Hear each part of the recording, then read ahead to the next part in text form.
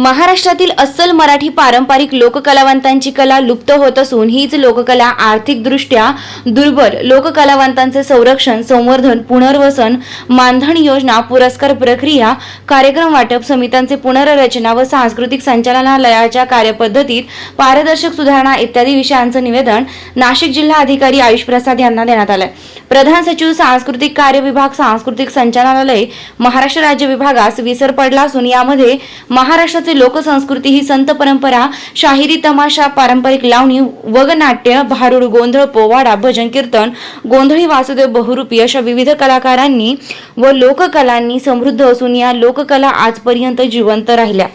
त्या केवळ अत्यंत हालाकीच्या परिस्थितीतही आपल्या पोटाला चिमटा घेऊन घरावर तुळशीपत्र ठेवून पिढ्यानपिढ्या हा वारसा जपणाऱ्या अस्सल कलावंतांमुळे महाराष्ट्र राज्य सांस्कृतिक कार्य विभाग, सांस्कृतिक संचालनालय या दुर्बल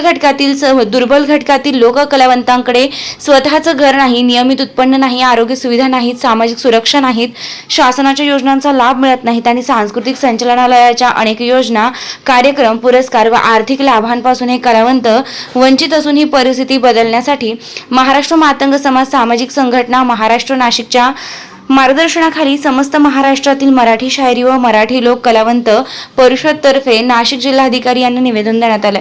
या प्रसंगी विश्वास कांबळे अध्यक्ष, नंदा पुणेकर, नंदा गोरे, अंजली नाशिककर, राधाबाई नाशिककर, पल्लवी नाशिककर, बंडू कदम, हिरामन वाघ, दगडू सांबरे, रामदास आवारी, मुरलीधर कडबाणे, माजी कडबाणे, दिनकर घोरपडे, तानाजी जगताप, बंडू भाले, सोमनाथ कोरडे, दादाराव घाटे, अनाजी कातोरे, सुनीता लचके यांच्यासह जिल्ह्यातील मराठी शायरी व मराठी लोककलावंत आणि समस्त मातंग समाजाच्या सामाजिक संघटनांतील पदाधिकारी आणि सदस्य मोठ्या संख्येने उपस्थित होते। वृत्तसंकलन अधिकार न्यूज, संचालक संपादक प्रवीण नेटावणे, नाशिक रोड, नाशिक। कलावंतांच्या वतीने आंदोलन करत असून मी या संघटनेचा अध्यक्ष विश्वास कांबळे आणि समवेत नंदा पुणेकर, नाशिकच्या सुप्रसिद्ध राधाबाई नाशिककर, अंजली नाशिककर, समवेत नंदा नाशिककर आणि पल्लवी नाशिककर,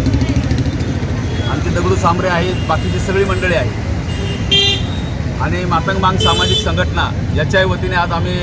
धरणे आणि लाक्षणिक उपोषण करत आहोत। या उपोषणाचा उद्देश असा आहे की पावसाळी अधिवेशन सुरू आहे आणि पावसाळी अधिवेशनामध्ये सर्व आमदार, सर्व मंत्री महोदय, माननीय मुख्यमंत्री महोदय आणि प्रामुख्याने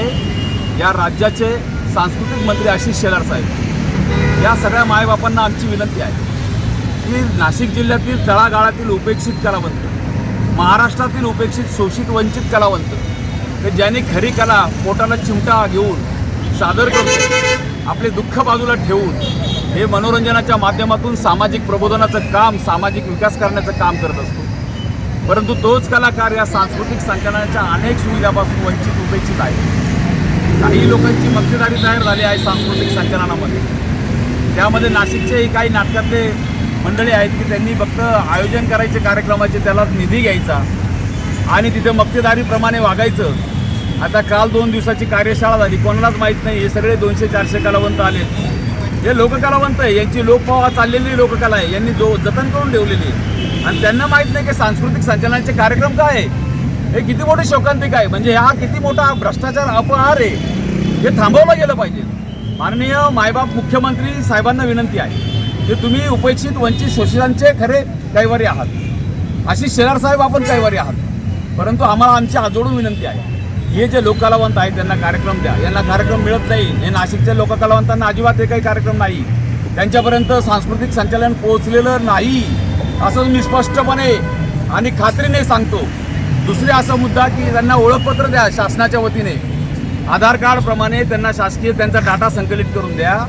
आणि या कलावंतांना घर नाही हो, या अंजली नाशिककर आहे, नंदा पुणेकर आहेत, या राधाबाई नाशिककर, अहो बेघर राहिलेले माणसं आणि आयुष्यभर अख्खा 100 पिढ्या, 50 पिढ्या, त्यांच्या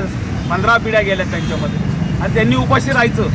माननीय मायबापाला विनंती आहे, हे बाई आदिवासी भागातनं काही मंडळी आलेली आहेत, काही मंडळी आमची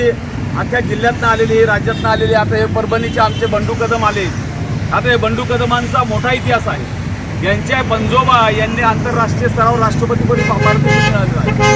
असे कलावंत शोकांतिक म्हणजे फिरतात, म्हणजे वाईट अवस्था आहे हो। आणि काही भांडवलदार तमाशा मंडळींनी अक्षरशः या कलावंतांचा वापर करून त्यांना उपस्थित ठेवलं आहे। ही मक्तेदारी मोडीत काढावी सांस्कृतिक संचालनाने तातडीने, अन्यथा याच्या पुढचं आक्रमक आंदोलन आमचं असेल। आणि आमचं अशी विनंती आहे सांस्कृतिक संचालनाला आणि मुख्यमंत्री मायबापाला की या लोककलावंतांचा पावसाळी अधिवेशनात विचार झाला पाहिजे, या दृष्टीने लक्ष वेधण्याकरिता आम्ही आज हे लाक्षणिक उपोषण केलं आहे। आणि याचबरोबर उपवर्गीकरणही व्हावं मातंग समाजाचं, या संदर्भातही आम्ही बसलो आहे। तर दोन्ही गोष्टी आता या सरकारने विचारात घ्यावा, पावसाळी अधिवेशनात विचारात घ्यावा ही विनंती आहे।